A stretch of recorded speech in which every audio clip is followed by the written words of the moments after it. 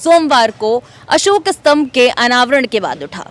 अनावरण के बाद से ही तस्वीरें फेसबुक और ट्विटर पे जारी होने लगी। कहा जा रहा है कि जो पुराना अशोक स्तंभ है और अभी का अशोक स्तंभ है, दोनों के शेर में अंतर देखने को मिल रहा है। अभी का अशोक स्तंभ का जो शेर है वो खूंखार है।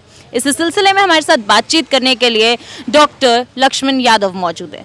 सर, जो अभी का सिंह है, जो शेर है, उसको खूंखार बताया जा रहा है।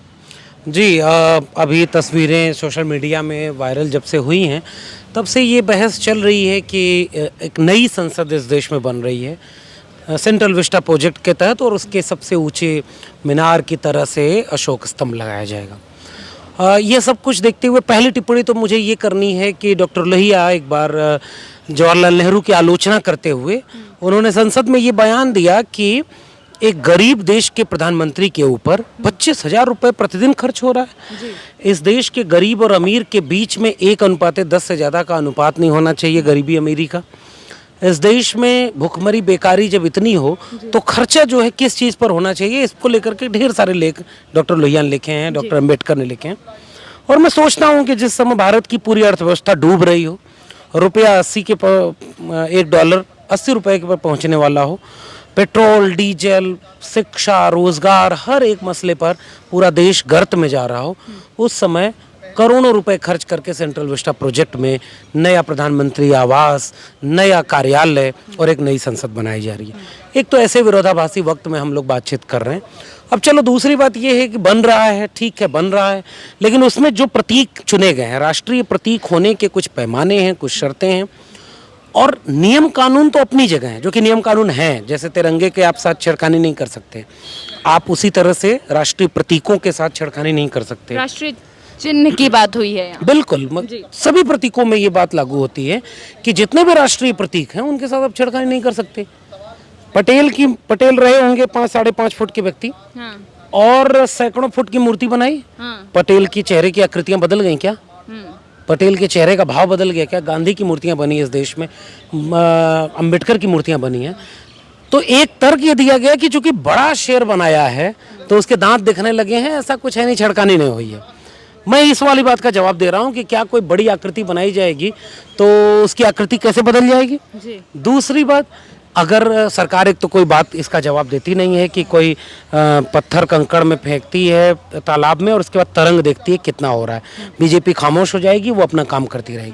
आप किसानों की तरह लड़ेंगे, आप बहुजनों की तरह लड़ेंगे, रोस्टर पे जैसे लड़े आपने, SC/ST एट्रोसिटी एक्ट पर लड़े, तो शायद आप झुका देंगे, तो कल को प्रधानमंत्री प्रेस कॉन्फ्रेंस करके कहेंगे कि मेरी तपस्या में कुछ कमी रहेगी।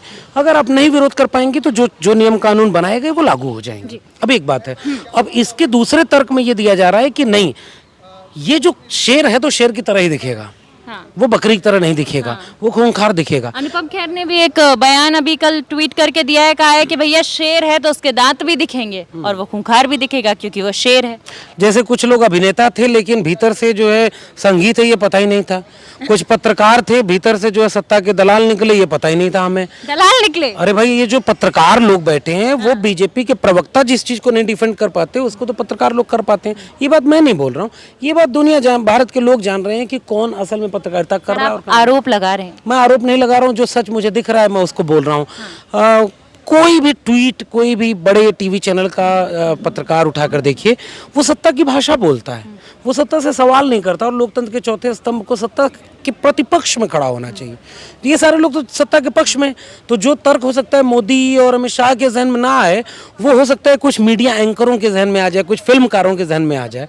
तो ये एक तो विरोधाभास का दौर है। दूसरा ये है कि शेर की तरह दिखना चाहिए, इस बात की समझदारी अशोक को नहीं थी क्या? अशोक ने जो अपना स्तंभ बनाया उसमें क्या अशोक को ये बात बिल्कुल पता नहीं थी कि शेर को शेर की तरह मैं क्यों नहीं दिखा पा रहा हूँ? उस शेर को शांति का प्रतीक माना जाता था और इस शेर को खूंखार कहा जा रहा है कि ये नरसिंह से इसको जो है कंपेयर किया जा रहा है, ये कि उसकी झलक देखने को मिल रही है। ऐसा इसलिए भी संभव है क्योंकि हम एक ऐसे वक्त में जी रहे हैं जिस वक्त में असल में हिंसा को राज्य, सत्ता, सरकारें, सामान्य बहसें हिंसा को वैधता प्रदान कर रहे हैं। आप लिंचिंग करिए, आप जेल में नहीं जाएंगे। और पहले काल का जो शेर था वो शासन, संस्कृति और शांति की बात करता, सौम्यता की बात करता था। शेर असल में ताकत का प्रतीक है, कमजोर के खिलाफ नहीं। ये वो वाला 56 इंच का शेर नहीं है कि पाकिस्तान को दुश्मन बताएगा और चाइना का नाम नहीं लेगा। ये वो वाला शेर नहीं है जो मतलब कहेगा कि मेरे दलित भाइयों को मत मारो, मुझे गोली मार दो, लेकिन दलितों के आरक्षण छीन लेगा, शिक्षा रोजगार सब खत्म कर लेगा। इसलिए मेरी चिंता ये है कि जो विमर्श खड़ा किया जा रहा है, इस विमर्श में सब कुछ बदला जा रहा है। आने वाली पीढ़ियां 20 साल बाद गलत इतिहास पढ़ेंगी, क्योंकि आज कहा जा रहा है कि ये इतिहास गलत है। इसलिए ये सब कुछ हिंसा के पक्ष में खड़े होकर के नफरत को उकसाने के लिए, नफरत को फैलाने के लिए, जिसको नफरत से फायदा होता है, जो नफरत की सियासत पर अच्छी लहलाती फसल काटता है। सर, एक सवाल यहीं से उठाना चाहूंगी। आपने कहा कि जिसको नफरत से फायदा होता है, कहा जा रहा है कि इस तरीके की हरकत अगर किसी और सरकार में या किसी और पार्टी द्वारा की गई होती तो अभी तक देशद्रोह का जो है आरोप लग गया होता, लेकिन अब क्योंकि मोदी सरकार सत्ता में है इसलिए कोई भी एक्शन नहीं लिया जा रहा। तो मोदी जी जो करते हैं देश के लिए करते हैं, विष्णु के अवतार हैं। देशद्रोह तो वो लोगों के ऊपर लगता था जिनकी राष्ट्रभक्ति संदिग्ध हो, जो इतने मजबूत ताकतवर लोग हैं जो कुछ भी करें वो नियम कानून से ऊपर की चीज़ है। हाँ। वो आरएसएस वाले अपने छत पर तिरंगा नहीं फहराते थे कि तुम्हारा तिरंगा 150 साल का है, हमारा भगवा 1000 साल का है। तो राष्ट्र बड़ी चीज़ नहीं है, देश बड़ी चीज़ नहीं है, देश के लोगों में आरएसएस बड़ी चीज़ है। नरेंद्र मोदी जो सोचते हैं वो देश के लिए सोचते हैं। कई बार वो देश के खिलाफ लगता है, लेकिन होता वो देश, भाई उनकी तपस्या में कमी रह गई, किसानों को समझा नहीं पाए। ये अग्निवीर बेचारे कुछ दिन पे ट्रेन में जलाने लगे थे, बड़ा गुस्सा हो गया था उनको, समझा दिया मोदी जी ने, 4 साल में रिटायर कर देंगे, हो गया शांत। इस देश में पेट्रोल 100 रुपया में, डीजल 100 रुपया मिले और उसके बाद फिर गैस सिलेंडर 1100 रुपये हो जाए, देश खुश है, बढ़ोतरी हो गई दोबारा, सब कुछ बहुत अच्छा चल रहा है। और विदेश में जाकर के वो कहते हैं कि हम युद्ध के नहीं बुद्ध के देश हैं, भारत में सब चंगा से। नाहक लोग मोदी जी से इतनी शिकायत करते हैं, मोदी जी के ऊपर देशद्रोह क्यों लगेगा? मोदी जी शेर की जगह कुछ भी बना देते, वो तो कुछ भी बदलने के लिए तैयार हैं। मैं तो जनता से सोचता हूँ कि वो जनता बेचारी जो प्याज पर सरकार गिरा देती थी, प्याज का रेट बढ़ गया, सरकार गिर गई। यहाँ सब कुछ का रेट बढ़ गया, सरकार बन गई।